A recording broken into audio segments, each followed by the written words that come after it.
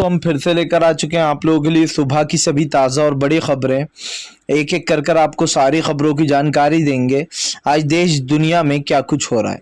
दरअसल दोस्तों सबसे पहली जो बिग ब्रेकिंग न्यूज़ आ रही, जी हाँ, दरअसल दोस्तों आपको बता दें, जी हाँ, बीजेपी के नेता राणे की जमकर धुलाई हुई। आपको बता दें पूरी रात से थाने में बंद रखा गया एक रात। जी हाँ, उद्धव बोले फिलहाल इस तरीके की बदतमीजी सहन नहीं की जाएगी। जी हाँ, उद्धव ठाकरे का बड़ा ऐलान, इसके बारे में आपको विस्तार से बताएंगे। वहीं पर दोस्तों अगली बिग ब्रेकिंग में हम आपको बताएंगे, जी हाँ, राकेश टिकैत बोले फिलहाल बीजेपी दंगे भड़काती है। जी हाँ, अडानी अंबानी के लिए काम करती है और दंगे भड़काती है, इसके बारे में आपको विस्तार से बताएंगे। वहीं पर दोस्तों पिंकी चौधरी की जमानत दोस्तों रिजेक्ट होने के बाद भाजपाई बिलबिला रहा है। दरअसल सुप्रीम कोर्ट ने दोस्तों काफी शानदार टिप्पणी की है कि फिलहाल ये तालिबान नहीं है, जी हाँ, जो यहाँ पर इस तरीके से बेल दे दी जाएगी, इसके बारे में भी आपको विस्तार से बताएंगे। वहीं पर दोस्तों मोदी सरकार ने आखिर कर ही लिया पूरे देश को बेचने का सौदा। राहुल गांधी का बड़ा हमला, बोले धीरे धीरे कर पूरा देश बिक रहा है। जी हाँ, और मोदी सरकार कौड़ियों के दाम अडानी और अंबानी को सौंप रही है, इसके बारे में भी आपको विस्तार से बताएंगे। वहीं पर दोस्तों अगली बिग ब्रेकिंग में हम आपको बताएंगे नीतीश ने की तेजस्वी की तारीफ, बोले फिलहाल युवा नेता है तेजस्वी। जी हाँ, इसके बारे में भी आपको विस्तार से बताएंगे। वहीं पर दोस्तों अगली बिग ब्रेकिंग में हम आपको बताएंगे, जी हाँ, दरअसल दोस्तों आपको बता दें राष्ट्र हित पे कोई बात नहीं करती बीजेपी। जी हाँ, जो भी बात करती है सिर्फ सर के ऊपर से निकल जाती है। समझ में नहीं आ रहा है कि बीजेपी लगातार किस तरीके की बातें कर रही है, इसके बारे में भी आपको विस्तार से बताएंगे। वहीं पर दोस्तों अगली बिग ब्रेकिंग में हम आपको बताएंगे, दरअसल दोस्तों आपको बता दें गुवाहाटी मामले में, जी हाँ, आईटी गुवाहाटी के छात्र को जिसने रेप किया था उसको बेल दे दी गई है। और जज का बयान सुनकर दोस्तों लोग गुस्से में, बोले फिलहाल ये भारत का आने वाला भविष्य है। सोचिए दोस्तों 19-20 साल अगर 21 साल का कोई व्यक्ति है वो रेप कर देता है तो कहा जाता है कि फिलहाल वो भारत का आने वाला व्यक्ति भविष्य है और उसको बेल दे दी जाती है। अब आप सोचिए कि रेपिस्टों तक की बेल हो रही है, इसके बारे में आपको विस्तार से बताएंगे। वहीं पर दोस्तों अगली बिग ब्रेकिंग में हम आपको बताएंगे, आपको बता दोस्तों राणे ने उद्धव ठाकरे को थप्पड़ मारने की धमकी दी थी। शिवसेना के कार्यकर्ताओं ने राणे के कार्यकर्ताओं को जमकर बीजेपी को घेर लिया और शिवसेना और बीजेपी के कार्यकर्ता आपस में ही भिड़ गए, इसके बारे में भी आपको विस्तार से बताएंगे। वहीं पर दोस्तों तालिबान का एक नया चेहरा सामने। जी हाँ, स्टूडेंट ने दोस्तों बताया कैसे तालिबान उसके साथ क्रिकेट खेलता था। जी हाँ दोस्तों, ये उन्हीं 14 लोग फंसे हुए लोगों में से एक भारतीय है जिसके साथ दोस्तों इनका नाम है तमन भट्टाचार्य, और इनके साथ तालिबान ने न सिर्फ क्रिकेट खेला बल्कि इनकी सुरक्षा भी की गई। अब आप सोचिए दोस्तों तालिबान का एक अलग ही चेहरा भी हमारे सामने आया, और ऐसा भी नहीं है कि अब ये लोग कहते हैं कि तमन मुसलमान है इसलिए तारीफ कर रहा है। तमन भट्टाचार्य ने दोस्तों तालिबान की तारीफ की। आखिर तालिबान का क्या एक और रूप है, इसके बारे में भी बात करेंगे। तो सारी खबरें दोस्तों एक एक कर देंगे। फिलहाल खैर चलिए बढ़ते हैं सबसे पहली और सबसे बड़ी खबर की ओर। दरअसल दोस्तों आपको बता दें राहुल गांधी का मोदी सरकार पर बड़ा हमला, बोले धीरे धीरे कर पूरा देश बिक गया। मोदी सरकार का एक बयान मुझे याद आ रहा है, राहुल गांधी ने कहा कि 2013 में नरेंद्र मोदी ने कहा था कि मैं देश नहीं बिकने दूंगा, और दोस्तों ये मोदी का नारा था कि मैं देश नहीं बिकने दूंगा। जिसके बाद दोस्तों आपको बता दें राहुल गांधी ने जमकर मोदी सरकार पर हमला बोलते हुए कहा है कि क्या वो सिर्फ जुमला था कि मैं देश नहीं बिकने दूंगा, मोदी सरकार इसलिए ही आई है कि वो पूरा देश बेच दे। राहुल गांधी ने कहा कि आज सरकार ने 6 लाख करोड़ में, जी हाँ दोस्तों 6 लाख करोड़ में पूरा सौदा कर लिया है कुछ पूंजीपतियों से। इसमें दोस्तों रोड शामिल है, रेलवे स्टेशन ट्रेनें शामिल हैं, हवाई अड्डे शामिल हैं, और ये पूरा का पूरा उठाकर दोस्तों जो है एक तरीके से उस पे दिया जा रहा है। कह सकते हैं दोस्तों हम लोग के जैसे किराए पर आप और हम कुछ चीज नहीं दे देते या फिर लोन नहीं ले लेते, बस उसी तरीके से मोदी सरकार अडानी और अंबानी को पूरे देश की संपत्ति सौंपने जा रही है। राहुल गांधी ने कहा कि इस सरकार ने कोरोना में आम जनता की मदद नहीं की, सरकार लगातार लोगों से झूठ बोलती रही, आज युवाओं की नौकरियां खतरे में हैं, और ये साफ दिखाई दे रहा है कि देश किस हालत में है। दोस्तों आज हमारे देश में जिस तरीके की राजनीति हो रही है बहुत ही दुर्भाग्यपूर्ण है। इस बात को समझना होगा दोस्तों आपको और हमें कि फिलहाल सरकार किस तरीके की राजनीति कर रही है। सरकार के ऊपर काफी सवाल उठ रहे हैं। राहुल गांधी ने जमकर हमला बोला है। राहुल गांधी का साफ कहना है कि ये सरकार सिर्फ पूंजीपतियों के लिए काम कर रही है। 2 से 3 पूंजीपति हैं। अब आप समझ सकते हैं, अडानी, अंबानी और बाबा रामदेव, ये 3 नाम ऐसे हैं दोस्तों जो मोदी सरकार के साथ ताल से ताल मिलाते हैं। फिलहाल चलिए बढ़ते हैं हम दोस्तों एक और अगली बिग ब्रेकिंग खबर की ओर। बता दोस्तों, राणे को एक रात गुजारना पड़ी जेल में। जी हाँ, कोर्ट में नहीं किया गया पेश। आपको बता दें दोस्तों, राणे को लेकर जमकर जो यहाँ पर सोशल मीडिया पर ये बातें फैलाई जा रही थी कि राणे को जानबूझकर एक दिन के लिए हवालात की हवा खिलाई जा रही है।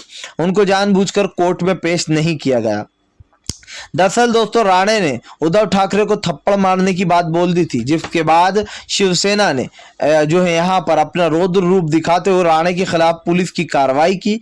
हालांकि भाजपा के नेता कह रहे थे कि राणे के खिलाफ कोई कार्रवाई हो ही नहीं सकती है, लेकिन दोस्तों उद्धव ठाकरे से पंगा लेना राणे को भारी पड़ गया। उद्धव ठाकरे ने बता दिया कि अगर ऐसे नहीं तो फिर ऐसे आओगे हमारे चुंगल में।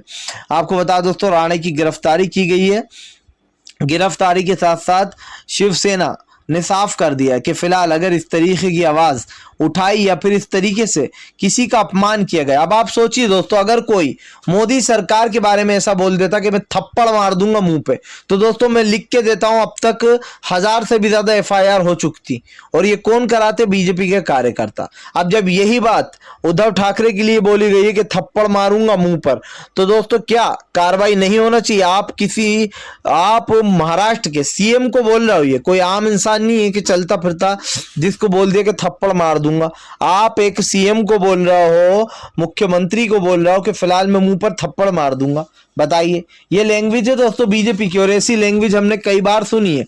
बीजेपी दोस्तों दूसरों को ज्ञान बांटती फिरती है, लेकिन खुद के ही मंत्री इस तरीके के विवादित बयान देते हैं। यहाँ पर भी बंगाल वाला खेला है दोस्तों। दरअसल बंगाल में भी इनको ममता बनर्जी के सामने खड़े करने के लिए प्रत्याशी नहीं मिल रहे थे। इधर भी कभी राणे दोस्तों शिवसेना में ही हुआ करते थे ये राणे, लेकिन फिर इन्होंने बीजेपी ज्वाइन कर ली। अब सवाल यही है कि शिवसेना की जगह यानी कि उद्धव की जगह वो राणे को देखते हैं मोदी जी। फिलहाल खैर चलिए हम बढ़ते हैं दोस्तों एक और अगली बिग ब्रेकिंग की तरफ। बता दोस्तों, अगली जो बड़ी खबर निकल कर आ रही, तालिबान से लौट कर आया दोस्तों भारतीय लड़के ने दोस्तों की तालिबान की तारीफ। दरअसल दोस्तों जो लोग तालिबान को खूंखार और डरावना बता रहे हैं, अब एक और साइड दोस्तों निकलकर सामने आ रहा है।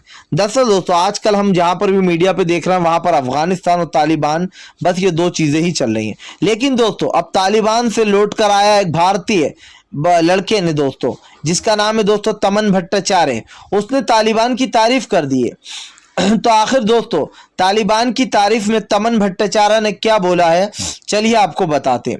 आपको बता दोस्तों, तमन भट्टाचार्य का कहना है कि अफगानिस्तान का सिर्फ एक ही, तालिबान का सिर्फ एक ही चेहरा बताया जा रहा है। तालिबान के और भी चेहरे हैं जो कि दोस्तों तमन भट्टाचार्य ने आकर बताया। तमन का कहना है कि तालिबानी बहुत ही अच्छा व्यवहार करते थे, मेरे माँ बाप मेरे लिए बहुत ज्यादा परेशान थे। दरअसल दोस्तों तमन वही एक इंसान है जो 14 लोग भारत के फंसे हुए थे वहां पर, उसमें से एक तमन भी था। तमन ने कहा कि तालिबान के लोग मेरे साथ क्रिकेट खेला करते थे, उन्होंने मुझसे कहा था कि तुम बिल्कुल भी डरना मत, तुम्हारी सेफ्टी की जिम्मेदारी हमारी है। उन्होंने हमसे साफ कहा था कि फिलहाल बस बाहर मत निकलना, क्योंकि हम नहीं चाहते कि तुम्हारी सेफ्टी में कोई खतरा हो।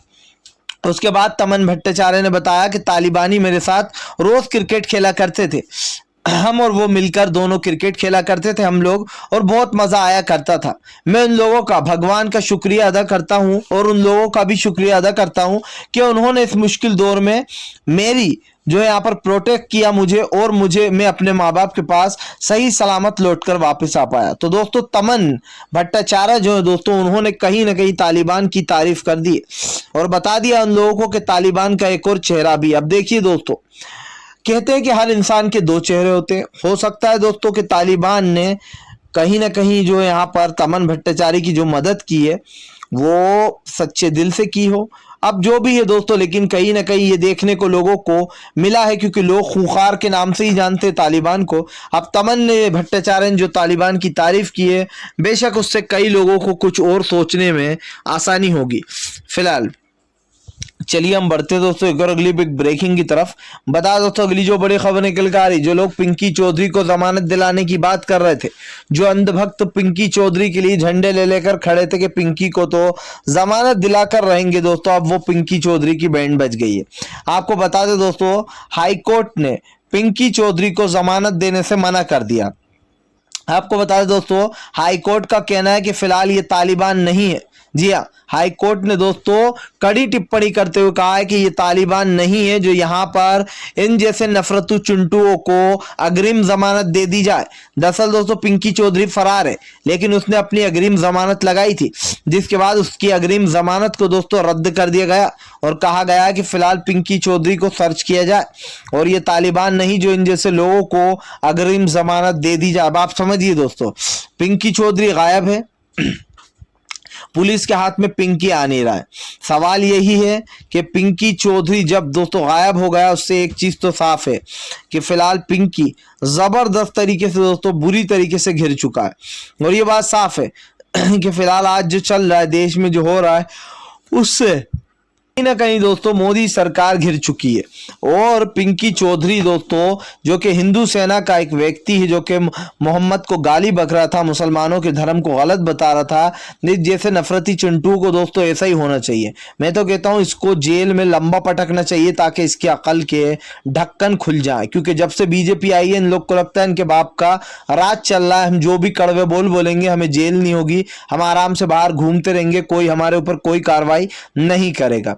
लेकिन कोर्ट ने बता दिया कि कोर्ट के चाबुक के आगे किसी के बाप की नहीं चलती। जी हाँ, चाहे वो मोदी सरकार हो या योगी सरकार हो, किसी की भी सरकार हो, फिलहाल भाजपा पूरी तरीके से पस्त फिलहाल। खैर चलिए हम बढ़ते हैं दोस्तों एक और अगली बिग ब्रेकिंग की तरफ। बता दोस्तों अगली जो बड़ी खबर निकल कर आ रही है, नीतीश ने की तेजस्वी की तारीफ, भाजपाई बिलबिला उठे। दरअसल दोस्तों तेजस्वी की तारीफ में नीतीश ने काफी कुछ बोल दिया।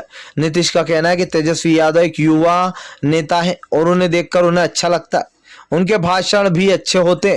तेजस्वी ने कहा कि फिलहाल अभी नीतीश ने कहा कि फिलहाल अभी तेजस्वी के साथ माननीय प्रधानमंत्री नरेंद्र मोदी से मिलकर जो भी जनगणना की बात है दोस्तों ओबीसी की, उसको लेकर बात की गई है और ये होकर रहेगा। जी हाँ, कई सभी विपक्ष एकजुट हो चुके हैं दोस्तों कि फिलहाल जातीय जनगणना कराकर रहेंगे, चाहे कुछ भी हो जाए, जातीय जनगणना तो होकर रहेगी। बीजेपी जो दोस्तों जातीय जनगणना से डर रही है। बीजेपी का एक ही मानना है, जातीय जनगणना हो गई तो हर समाज को ये पता चल जाएगा कि उसकी पावर क्या है, कितने लोग हैं। और दोस्तों सरकार ये कभी नहीं चाहेगी कि जातीय जनगणना हो जाए, क्योंकि जैसे कि मैंने आपको बताया कि जातीय जनगणना हो गई तो भाजपा का सबसे बड़ा नुकसान है, क्योंकि भाजपा फिर ये नहीं बता पाएगी, क्योंकि वो सबको हिंदुत्व में लेकर चलती है। जितने भी समाज के लोग हैं दोस्तों हिंदुत्व में जो आते हैं, जैसे कि दलित समाज हो गया, ब्राह्मण समाज हो गया दोस्तों, और जितने समाज आते हैं उन सबको वो हिंदुओं में ही गिनती है। लेकिन अगर एक बार दोस्तों जातीय जनगणना हो गई तो भाजपा को नुकसान हो जाएगा, क्योंकि फिर लोग समझ जाएंगे कि बीजेपी को कैसे डचका देना है। फिलहाल खैर चलिए हम बढ़ते हैं दोस्तों एक और अगली बिग ब्रेकिंग की तरफ। बता दोस्तों अगली जो बड़ी खबर निकल कर आ रही है, आखिरकार योगी के भ्रष्टाचार की एक और तस्वीर सामने आ गई। जी हाँ दोस्तों, आपको बता दोस्तों कुंभ के मेले में जबरदस्त तरीके से भाजपा ने किया घोटाला, बीजेपी की खुल गई पोल। जितने भी बीजेपी वाले भाजपाई दोस्तों इस चीज को छुपाने की कोशिश कर रहे थे, उनकी पोल खुल गई। दरअसल दोस्तों भाजपा के कुछ अंधभक्त जो हमेशा ये कहते हैं कि कांग्रेस में तो लोग हैं वो भ्रष्टाचार कर सकती है, राहुल गांधी के लिए कर सकती हैं, सोनिया गांधी हैं, उनके बच्चे हैं, प्रियंका गांधी है, लेकिन मोदी और योगी किसके लिए भ्रष्टाचार करेंगे? उनका तो ना कोई आगे है ना कोई पीछे। अब आप सोचिए दोस्तों, ये अंधभक्तों का लॉजिक है। लेकिन दोस्तों जितने भी बड़े घोटाले निकल रहे हैं वो सब कुछ बीजेपी के राज में निकल रहा है। मोदी जी ने कितने झोले भरे इसका भी कोई अंदाजा नहीं है। आपको बता दें दोस्तों कुंभ के मेले में CAG की रिपोर्ट सामने आ गई है, जिसमें बताया गया कि कुंभ मेले में जमकर घोटाला किया गया पैसों में। और आपको बता दें दोस्तों अब इसमें योगी और शाह दोनों फंसते हुए नजर आ रहे हैं। जिस तरीके से दोस्तों कुंभ में घोटाला किया गया है, उसको लेकर आम जनता का गुस्सा फूटता चला जा रहा है। साफ दिखाई दे रहा है कि आम जनता गुस्से में, और ये जो भी हो रहा है दोस्तों, इसको लेकर सरकार घिरती चली जा रही है। इसका एक मतलब सामने है दोस्तों कि बीजेपी बिना उसके ही जो है यहाँ पर पूरी तरीके से फेल हो चुकी है। ये सरकार जो लगातार दोस्तों लोगों को टारगेट करने का काम करती है या फिर लोगों को डराने धमकाने का काम करती है, सरकार को मुंह तोड़ जवाब मिला है। नहीं तो यही कहूंगा दोस्तों कि सरकार के खिलाफ सख्त से सख्त जो भी कार्रवाई हो रही है वो आम जनता ही अब करेगी। फिलहाल चलिए हम बढ़ते हैं दोस्तों एक और अगली बिग ब्रेकिंग की तरफ। बता दोस्तों अगली जो बड़ी खबर निकल कर आ रही है, आपको बता दें हाई कोर्ट के जज के बयान से भड़के लोग बोले फिलहाल क्या बढ़ावा दिया जा रहा रेपिस्टों को। दरअसल दोस्तों आईटी गुवाहाटी के छात्र, दो अलग अलग समुदाय के छात्र थे दोस्तों, जहां पर आईटी गुवाहाटी के छात्र ने एक लड़की का दोस्तों रेप कर दिया था, नाबालिग का।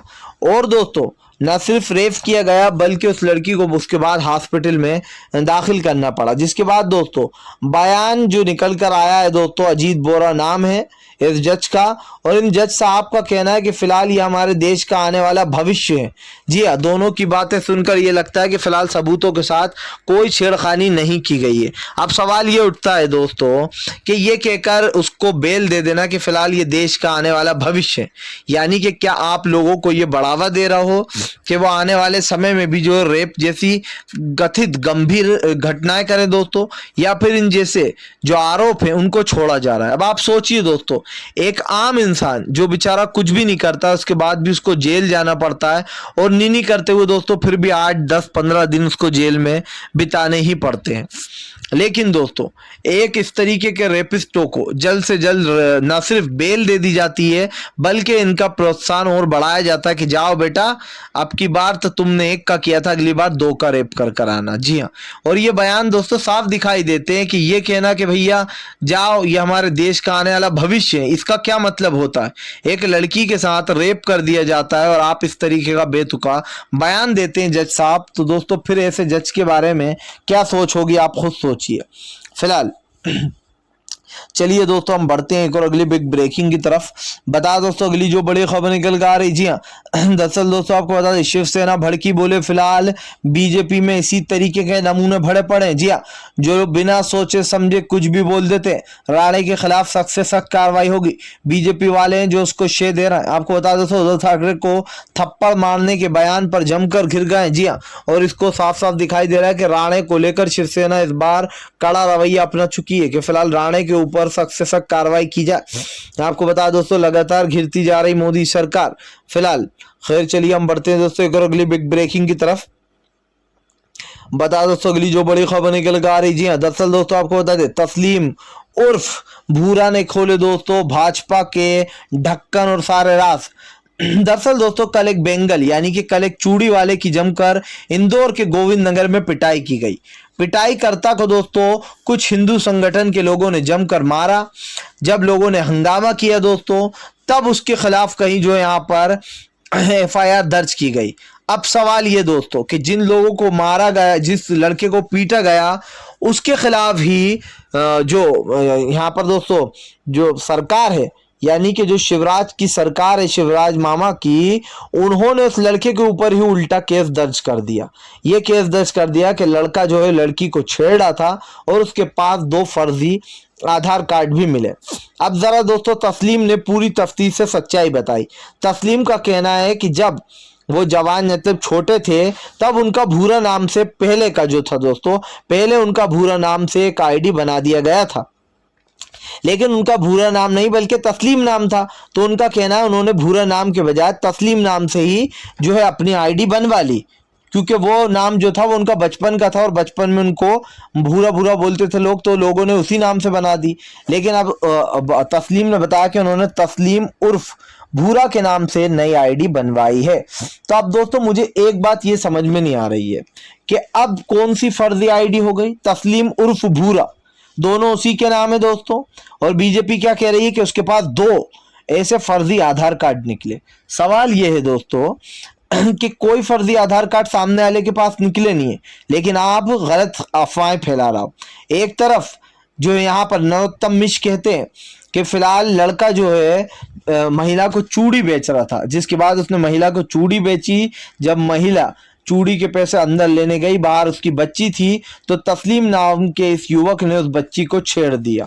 अब आप सोचिए दोस्तों, वहां पर दूर दूर तक ना कोई लड़की दिखाई दे रही है, ना ही कोई महिला दिखाई दे रही है। सिर्फ दोस्तों ये लोग मुद्दे को भटकाने के लिए अब एक नई कहानी गढ़ रहे हैं, क्योंकि कल वीडियो में भी आपने सुना होगा दोस्तों, सिर्फ ये जो हिंदू सेना के लोग थे यूं कहते हुए नजर आ रहे थे कि आ जाओ लूट लो, लेकिन वहां कोई महिला ही नहीं थी। तो अब आप समझिए क्या हो रहा है। फिलहाल वीडियो पसंद आए तो लाइक करें, चैनल को जरूर सब्सक्राइब करें।